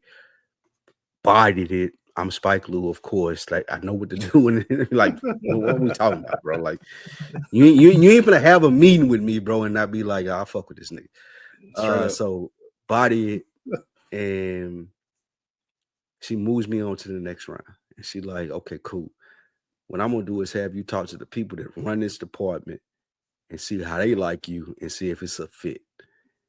And I was like, okay, bet. She do that. The nigga, when we were supposed to have an interview, shout out to everybody listening in Atlanta. They know how traffic is. He got caught in traffic. He couldn't make it. So we had to delay it. So I was like, God damn, man. Now I'm having to, I got a job to do at where I'm at now, and you delaying shit, moving shit around. Now I got to take more time off and do whatever, like all this bullshit. But we got it scheduled, and I talked to him. It just so happened that I talked to him and his boss though. Like it ain't now since that interview was canceled. It's now we have another interview. We're gonna change it to this day, and I want you to talk to not only me, but I want you to talk to my boss too, the nigga that hired me, because you came recommended. Because I had insight. Shout out my guy Dan. I had insights on that, and Dan recommended me. I filled out the application and went from there. So now they're like, all right, fucking with you. You made it through the first round of the first 2 rounds of the interviews, and everybody was fucking with you. So now you need to talk to the top dogs. See how they feel about you. Body. Like you, like Rich, you know what we do. Me and you got the same. Like, I'm about bro, to say, I already know. Say less. When we get in these rooms, you know what we do, bro. Like, come on, like, don't play with me, bro. I'm never going for a new job and then get it. Like as far as like a new company and all that, like just like meeting people. You know who I am? Like, and I hate to sound cocky. Like, come on, bro. Like, I'm going to do that. It's a gift. Yeah, we do that. We do this. And it just so happens that we're able to do this podcast shit, and it helps us with all of that shit. But I go in, I talk to them too. body. By the end of the conversation, nigga, Rich, we talking about UGK. We talking about A-ball and MJG. They understand like that's what we talking. We talking about golf. We talking about shit like that. It ain't about the job. Like, I know this nigga can do it. Nigga, what are your interests? What's your personality like? So we do that. That being said, I still got the old job. And with the old job, now I'm at a point where like they hit me up at the new spot and they're like, okay, we want to make you an offer. All right, cool. Let me look at the offer. Let me see what's up. I get the offer. I sign the offer on a Tuesday. And that Tuesday, I was going to put in my 2 weeks resignation from my other job because I am fucking with this. I fuck with y'all. But before I got to do so and even draft anything up, I get an email alert from the old job. And they're like, well, we having an all hands meeting on Tuesday. Everybody need to be there. Y'all be here at this time. That's what we're going to do. Nigga, we go to the all hands meeting. They tell us before I submit any resignation, Rich. They tell us on that Tuesday at the old job, nigga, all of y'all are fired. Get out of here. Like we doing something different. We making a pivot. We ain't fucking with y'all no more or whatever. Like whatever they justified to corporate do. lingo of it, with corporate lingo shit. They was like, y'all out of here. We'll pay y'all up until this point. But y'all done. It's a wrap. Y'all find other jobs. No notice. That's it. Like there's no a notice. date like, that bro, as of same today. day. Like, I don't want to get too personal, but Ja worked where I work. He was an executive. Like, he was in the know. He said, bro, I didn't even know. He said, bro, they let me know. As a matter of fact, he said they didn't let me know, but because I knew somebody who was tied in with the brain trust over there, they let me know the night before. And he told me. They didn't even tell me. They didn't tell me they were going to cut. They cut 90% of their staff, bro. It's a cold world, man. Cold world on the like Zoom, just short bro. notice. On the Zoom. Like, this not no like, oh, we finna talk to you. Like, on the Zoom, it's like, okay, we finna get this going and we think we just having a regular town hall. No, all y'all about to be fired. That's Man, how it happened. Hold on. Time out. Yep. How does that meeting even start? Like, what is like? Are there any pleasantries? Did you know like off rip like, oh, there's something going on? So the crazy thing is, I got contacts inside that organization as to where my homeboy hit me up and he was like, hey, bro, this is what's about to happen. Like, I swear to God, an hour before the meeting was scheduled, I got a homeboy who had, he know different people than I know in the organization. So he hit me up. He was like, bro, y'all finna have a meeting. He had already left. He was out the door. He got another job because he suspected something was going on. So he hit me and he was like, it was one of those calls. Was like, it's 7 o'clock in the morning. He called me. I'm like, bro, what the fuck? Man, calling me this early? Like, you know me. I don't talk on the phone this early, bro. Like, I ain't even feel like I have a conversation with you.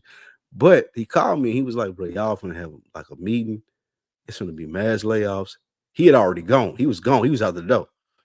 He's like, y'all finna have a meeting. It's gonna be a mass layoff.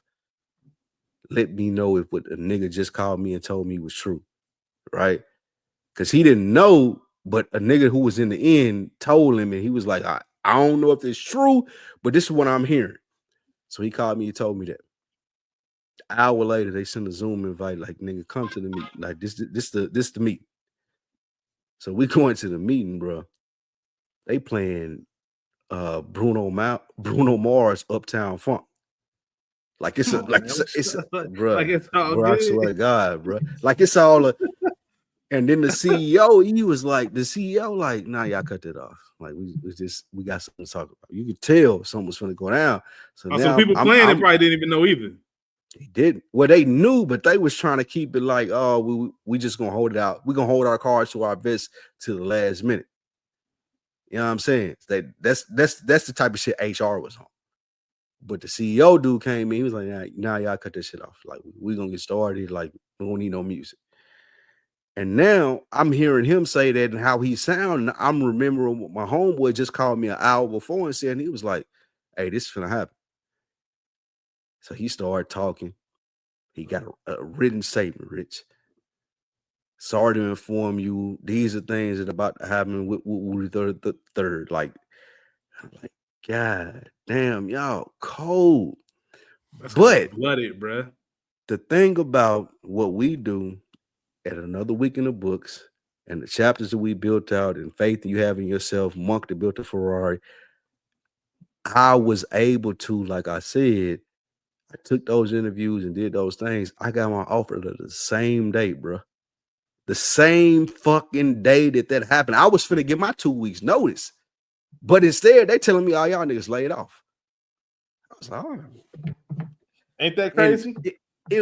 it was astonished. Like it showed, like when your shit line up and when you know you out here doing the right shit and you trying to make it to the next level, when that shit line up, it's a different level of, oh, I got this shit.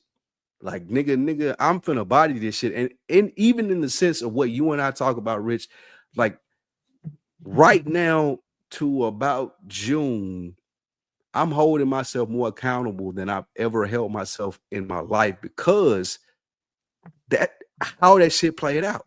I could have been a nigga out here stuck with my dick in my hand and be like, damn, I ain't got no job. I gotta find another job, unemployment, whatever it may be. But no, based off me and you having conversations, another week in the books, doing all these things, like I knew something was up, but I couldn't tell what it was. So I started putting my seeds out there early and like I'm gonna dictate these interviews and do what it do, and I'm out of here. Cause I don't know what's up with y'all, but I know something up. Yeah. And it just it played out so perfectly, bro. Like literally the same day that I received my offer letter from the other job that I had been interviewing with, I received the like y'all niggas fired notice from the job that I was working. And I was in the space where like I just couldn't, it was hard to process. It was hard to process. Like, nigga, you own it. You're doing your thing. You're paying attention to the shit you're supposed to pay attention to. You peeped this shit. You took the interviews. You had the conversations. Things happened, and it lined up to where y'all didn't even have the interview when you would have had the interview. Because, look, Rich, I would have got the offer letter earlier, and I would have submitted my 2 weeks, and now I would have avoided myself from receiving any type of severance or what they gonna do for laying all these people off. But now, since both of them came in on the same day, it's like, oh, what? Y'all didn't even know I was finna quit. Y'all didn't even know I was finna quit. So, nigga, whatever severance y'all got, whatever package y'all got, yes, give that shit to me. And, nigga, I got another job right here on top of it. And it was so like, I didn't know how to feel. I felt like I was cheating the system, Rich. I felt I was so like, damn, man, and that go to what we talk about on another week in the books. And I was like, bro, now something bad finna happen. Like, and I have to get out of that mindset. I gotta get out of that mindset, bro. Something good is going to happen from it. But I was like, nah, this worked out too motherfucking perfectly, bro.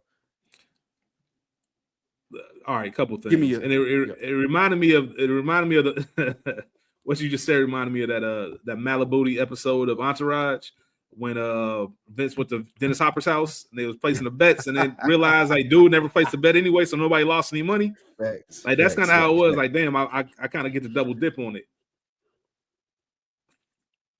I don't even know where to start. That was incredible for one. I'm glad everything worked out. What you've been waiting for. This is what you've been waiting for. Absolutely. That's exactly what I've been waiting for. And this is why I tell people that coincidences happen. Like when people write, when you watch TV or movie and something seems so coincidental, I'm like, nah, man, that shit happens all the time. Like, think about everything that happened had you gotten the interview that day versus everything else.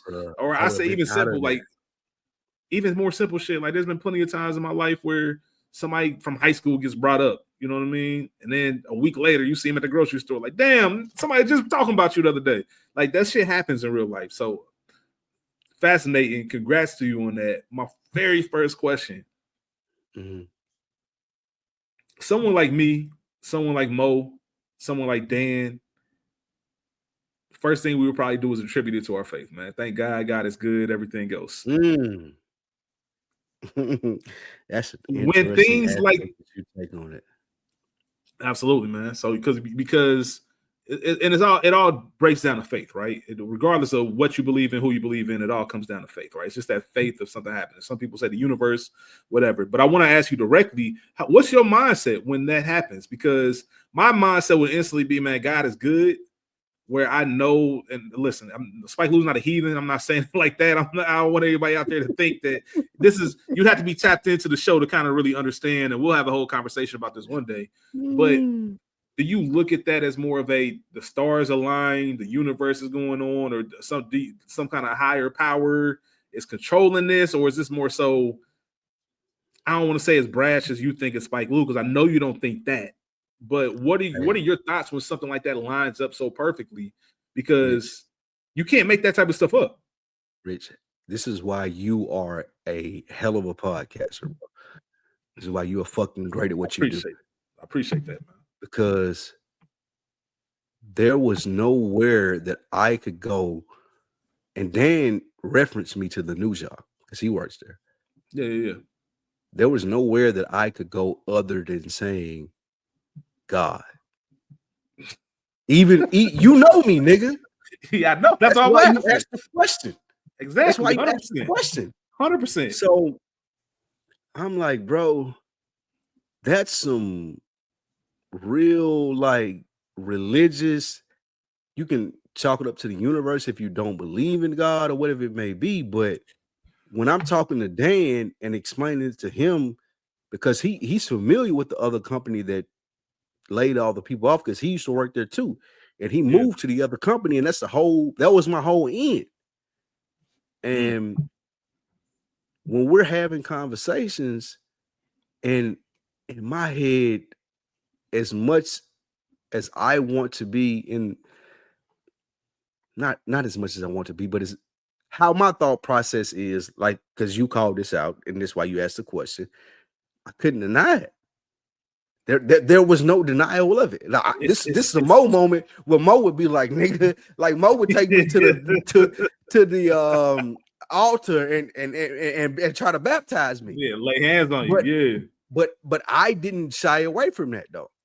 Yeah, that's how fluid and open I am to what I don't really know. I have my thoughts and decisions. Excuse me, I have my thoughts and of what we are here for and what things are, and we can get to a whole nother religious conversation on another day. But when I'm talking to Dan, well, I'm talking to my mom and explaining the situation, because I think this is the first time I've said this aloud to like a mass amount of people.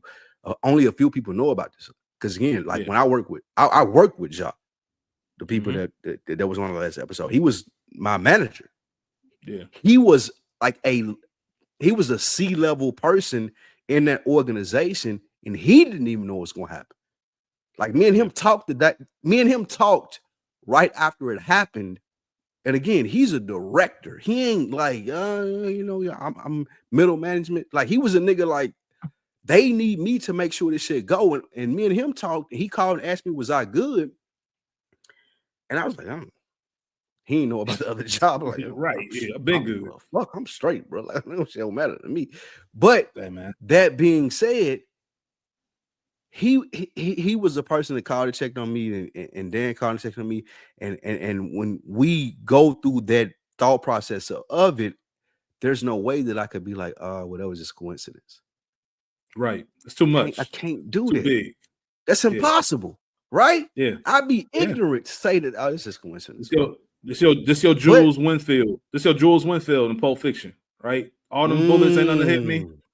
Hov said it too. 3 shots, close range, couldn't touch me. Divine intervention. Like, it's those moments when you just kind of be like, you know what? This is too. I can't deny this. Here's how it ties into another week in the books, though, Rich. Yeah.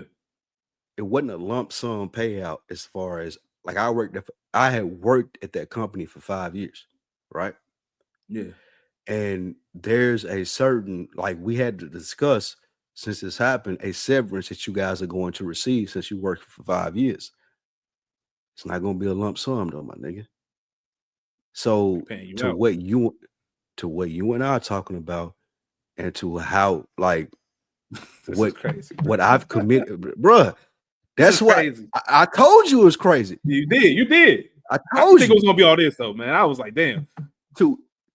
I ain't giving you a lump sum for you to be able to go out here and do this, do that, and third.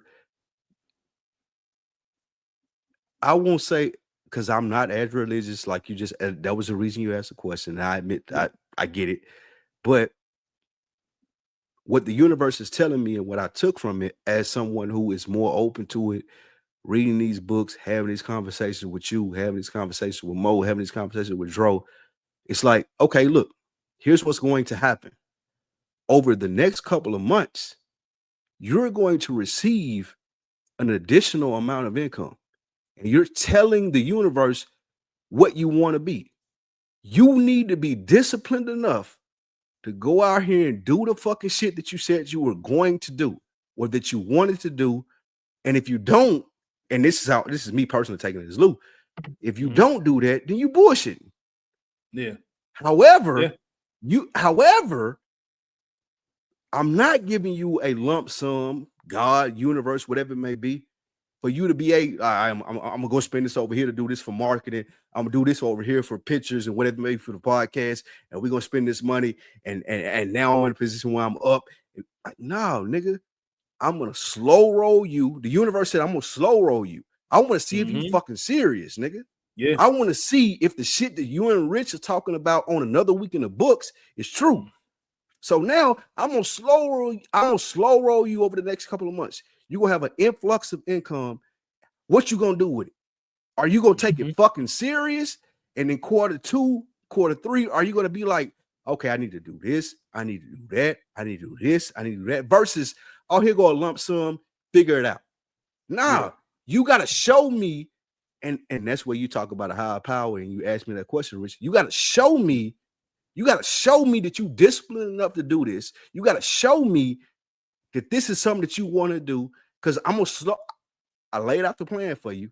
Universe, God, whoever you believe in, told me I'm gonna slow roll the plan for you. What you gonna do with it? And you got to show me. I ain't gonna give you a lump sum. You got to show me the discipline that comes with it. Yep. You got to show me that you listening to Rich when he texts you, ask, hey, what this about? You got to show me when Dro hit you up about a book and you read it and you listened to it, that you processed that shit. You got to show me you having conversations with people with like, oh, okay, I need to build this out. Because I ain't going to give it to you all at once. You need to let me know that you are methodical enough to do what you said you want to do. Because the goal is, like what we've talked about, me and you, Rich, we getting out of corporate America. We don't want to do this. What we want to do is what we're doing right now. Okay, so I'm gonna give you some leeway.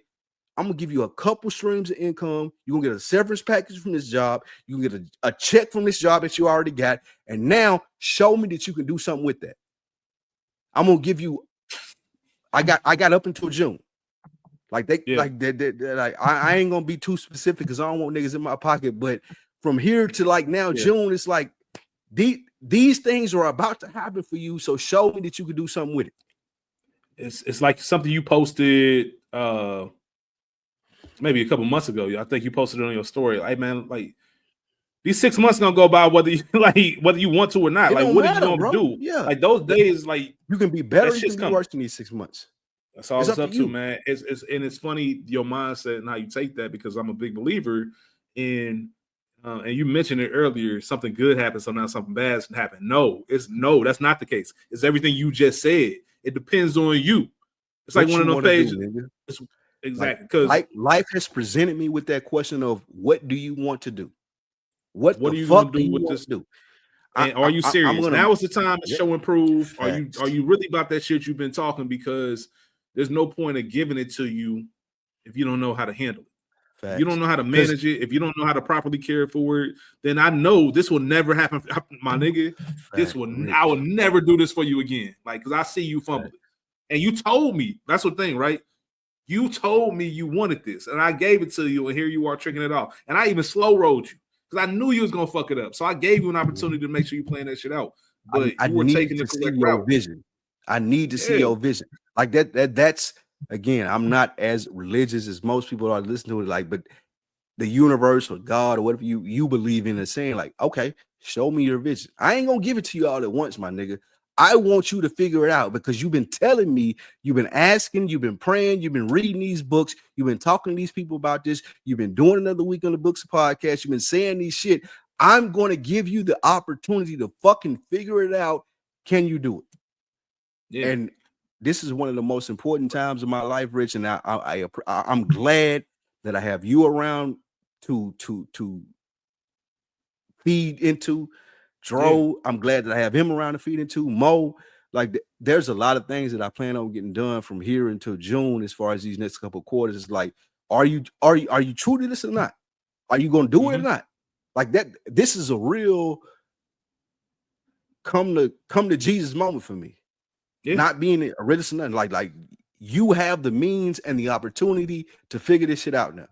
Are you gonna do it or are you gonna talk about it? And I know you said it at the top of the show. Like that's the reason that we've been off putting. We was off 2 weeks. We had other stuff to do, but I knew that this conversation was going to be one that would be really relevant in another week in the books world, going back to chapter 1 and even everything that you did. Excuse me, everything that we did in the second chapter. It's like this is one of those moments you're like, okay, I seen that. That was the blip in the radar or the matrix. Like everything turned around there. Next year, nigga, you ain't gonna be working because you ain't no corporate jobs. It's doing the media shit. It's you and Rich figuring out, are we making money off ads and whatever it may be from the Culturist Garden, from another week in the books, from On Deck TV. Like this is the position that you've been put in right now to figure this shit out. Yeah, you got to do the corporate shit and you got to figure it out and you got to make your money there. But now you're in a position where like you got 4 or 5 months, brother. Like, you have to go in. And I'm really excited about the people that I have around me more so than I have ever been in my life. You, Dro, Mo, like just being around people that are like, I want you to drive and strive to be your best. Like us working 9 to 5 jobs for the rest of our life and depending on our 401k. That's not what you're a special person. That's not what you're built for. Facts. That's not what Mo's built for. That's not what Animal Brown's built for. That's not what nobody like my guy Dro is built for. It's built for like we have the flexibility now to put our minds together and to make this money and to be put in these situations where like I know that I can do this. And black men rarely get those opportunities. And I think we're going to cash in on that over the next couple of months. Spike, I mean, what do you say to that, man? First and foremost, my 2 cents as we get ready to wrap this up, man. That was incredible, inspiring, motivational, encouraging. And I say that because I want, just like you gave me shout out, Mo, shout out, Dro, everyone else, man. I want to get the same to you because none of this, and it kind of ties into your story. None of this is happening by mistake. And you want to talk about coincidences? We'll talk about it more one day. Just how everything fell in place between us, and how we even at this point of having this podcast, like there's no, like, especially knowing our personalities, man. There's no way this should ever be happening. Like no way. Like both of us would have scoffed at this. Like what? Huh? Man, get the fuck out of here. No, I'm not doing this. Is on purpose. Not only just I'm not doing it. But we still doing it. Like it's still doing it. It's still going. And still are. I think we all feel like we're still just scratching the surface. Actually, if anything, man, there's probably some disappointment on my end because I'm like, I could take this. I could take this further. Like matter of fact, I need to get it in gear. I need to make sure I lock in. And it's always good to be around like-minded brothers. I'm glad that you recognize that this wasn't a chance or coincidence when it happened. I'm glad you recognize your talent, what you bring to this stratosphere, to this world, identifying that you are a special person, a chosen person. Thank you. That you're not here just by chance. Nah, for real, because I think people like to, that humble card is cool, and I'm as humble as possible. And Josh said it best, man. Yeah, I'm 80% humble, 20% I know. And you got to have, Hov said it best, man. Sometimes you need your ego. Got to remind these fools. Like, you need your ego from time to time just to make sure you remember, like, who you are, because there's not a lot of people that can do what you do. And it's not the NBA players use this all the time, and I love the analogy. Like when cats get close to the end of their career and they talk about whether it's time to hang it up, they never talk about, oh, I can't go on this 4-game road trip anymore and produce. It's never that, right? There's never any doubt about when this microphone's turned on, when the ball's at center court and we at tip off. There's no doubt about me being able to do that. It's the prep. It's the stuff that I gotta do in the summer. It's waking up early 5 a.m. when everybody else sleeping, and I don't have to do this, right? I'm played in the league 15 years. I don't have to do this anymore, but there's still, if I want to compete, I still have to do this. It's the grind. Do I still want to do that? Can I do that? Can I get myself ready to play in these games? Fuck the games. The games are easy. Facts. Can I get prepped for it? Like? That's what, when I say the special part, the way you build different, man. It's the prep part. It's showing up every single day. There's a lot of people that would have folded. I know what it's like to have 4 or 5 recordings a week. It's easy to, man, like fold. It's easy to sometimes have that small victory when something happens. It cancel. I bet. Got a little bit of time. Now what am I going to do with this time to recalibrate, right? Thanks. People don't know, and it doesn't have to do with podcasts. This could be anything that you do in life. The behind the scenes work, the shit that nobody's ever going to come up to you and say, hey, man, you did a great job, or hey, I see you grinding. Nobody's ever. So if you in it for that, man, you might as well get out now. That's never going to happen. Nobody's ever going to say, oh, nobody's going to come in the gym at 3 a.m, turn on the lights and say, oh, man, I just wanted to see if you was working. Your results are going to show that. Your results ain't never going to lie on you. And the fact that all of this is lining up is a clear indicator. And I love the fact that you're taking serious. You got a date mapped out because this is your time. This is your moment. This is it. Yep. This is it right here. Hey, I'm hearing Rico Wade right now. This is it right here.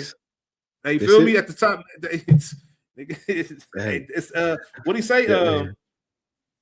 Off the Killer Mike album, right? Yeah, off the Killer Mike, man. I can't think of it right now, but I know what you're talking about. Yeah, and it ain't a damn. He said it ain't a. Oh, it's a journey. Like it's a journey, man. All of this is a journey. It's about how you telling your story, and I feel like both of us knowing as we get older in age, not old, but just experience more life. I think life is a great teacher, and you realize these opportunities ain't always there, man. And really, you got a short window, and if that window closes, it's not that we can't make another window or open one up, but damn, you don't want to fumble the ones right in front of you. Like you said, Spike, it's just about what you do with this time. Now it's my time to show that I'm deserving of this or I'm not. I agree with you 1,000,000%. And the thing that I'm most excited about or most hype about is never in my life on my journey have I had people around me that are able to fuel me and I'm able to fuel them like a brother like you. Yeah, man. Like me and you, what we share on a daily basis through text or whatever it may be, or just talking, like what we did right here. Hour 30, just TV, whatever it may be.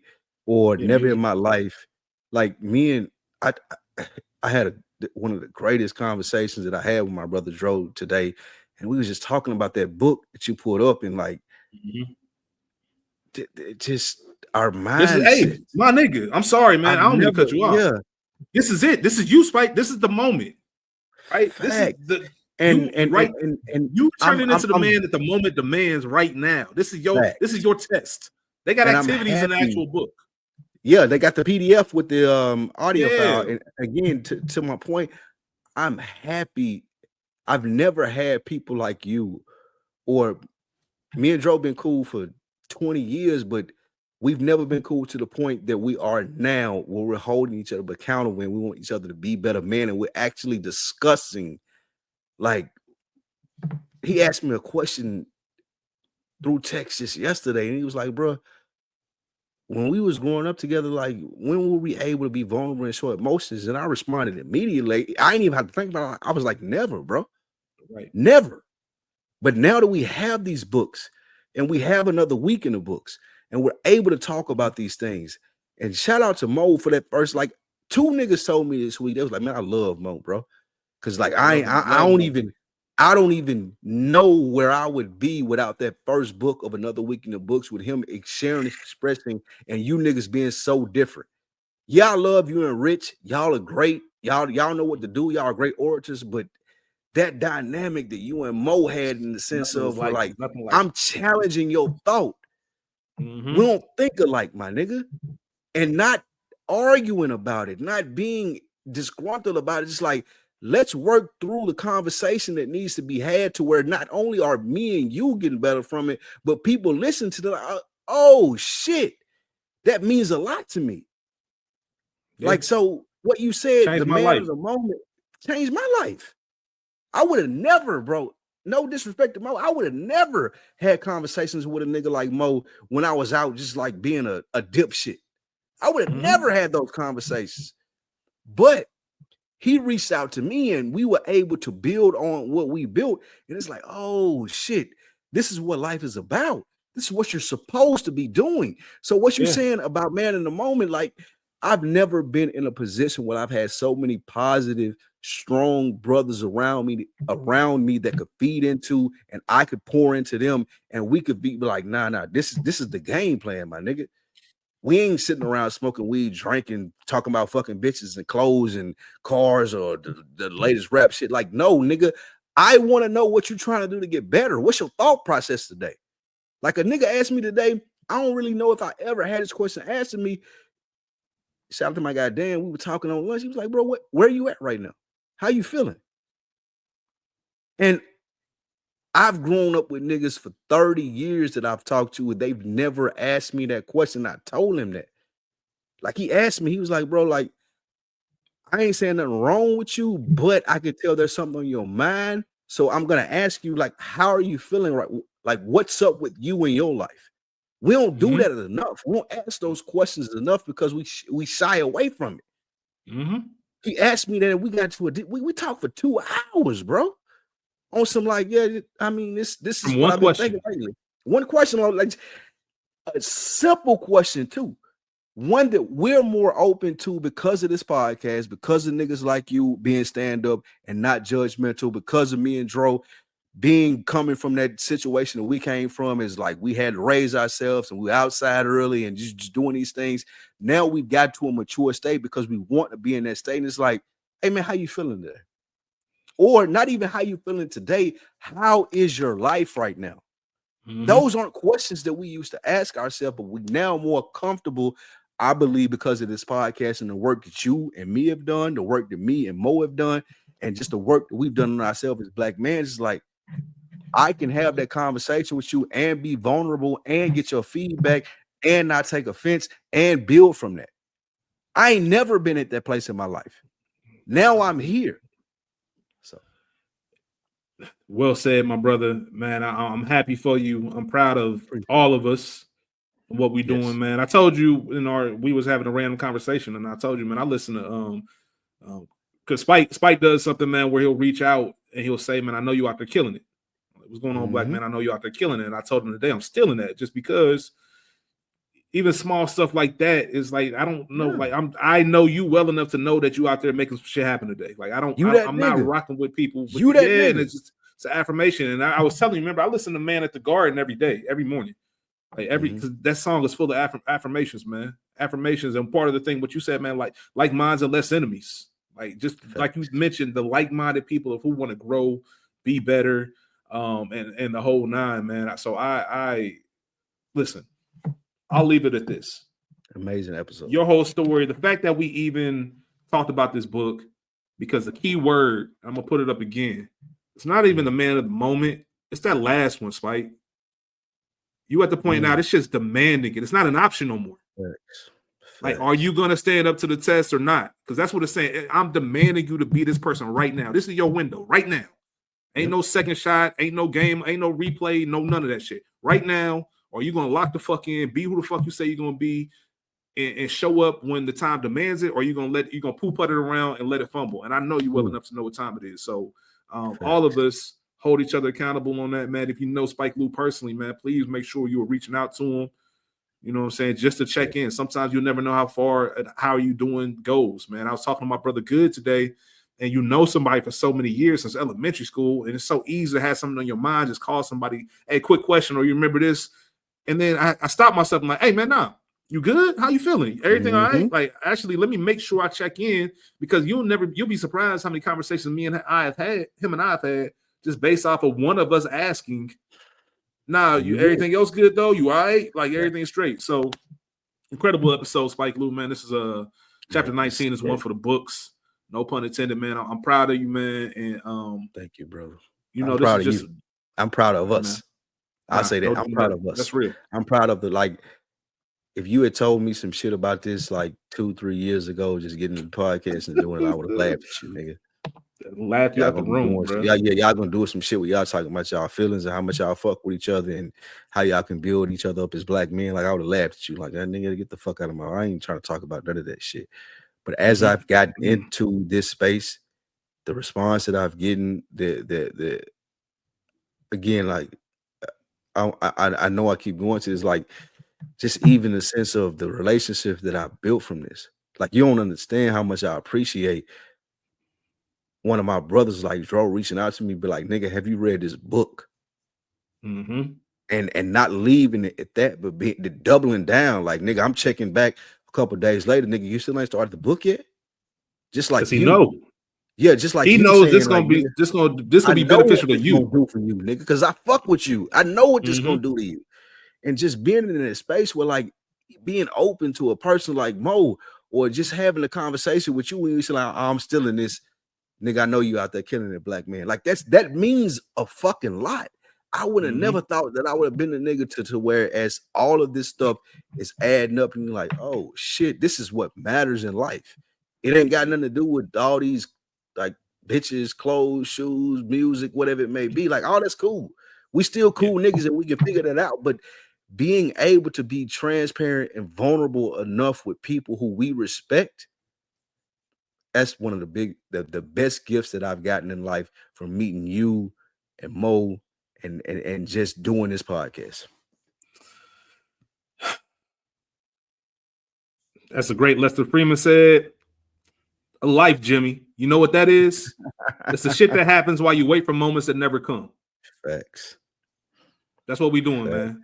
We live in our life, man, and all those moments are coming, man. This is the journey. It's beautiful. Spike Lee, incredible episode. Bookworms, please give us your feedback, man. Comment, like, subscribe, we need some share. comments on this episode. Tell a friend. Yeah, man. No, just casual. I've laid down the gauntlet before, maybe in like chapter 4 or 5. I'm laying it down again, man. Y'all are part of this community just as much as we are. We are accessible. I know we joke and stuff about our personalities, but this has helped us become accessible and have conversations we wouldn't have. And if you haven't, there's the backlogs. And I've told Mo and Spike this before. The beautiful thing about Another Week in the Books is they don't get outdated. You can literally go back to any chapter in book 1. And if you want to do that, which I highly recommend, like Spike just mentioned, if you told him 2-3 years ago, I believe him when he says that because I heard chapter 1, chapter 2, chapter 3 of book 1. I've seen the growth of when it got to chapter 80. I've seen Spike open up, man. I've seen him become more in touch. I saw the struggle because I'm the same way. How hard it is to open up on some things or some spots you like, I'm gonna pick and choose. So this is an incredible place, man, and I couldn't be more thankful for it. We'll see y'all. Well, I have some big news because I have my niece being born next week, man. I appreciate that, man. I'm excited. Uncle Rich is officially in the building, man. I'm excited. I'm pulling up on Ray P in Charlotte this weekend. It's her birthday. So I'm actually gonna pull up, man. Me and a couple friends from college, man. Make sure we celebrate Ray P. Flying straight from Charlotte to Baltimore because that's where my sister lives. I'll be in Baltimore the entire week. Spike Lee and myself are debating. We are gonna have some content for you. We're just figuring out what it's gonna be. It might be me sitting out a week and Spike having a guest on here to keep the thing going. And Spike, of course, you can just shoot the episode to me. I'll make sure it's up. I'll have my laptop and stuff with me. Or Spike and myself might schedule an IG live at some point just so you can still get some feedback. We'll make sure you know so it's not a surprise. We don't want one of those like where it's random. But we'll figure it out, man. We want to make sure we're here for y'all. And with that being said, let's get better this week, man. Let's be great. Let's do it.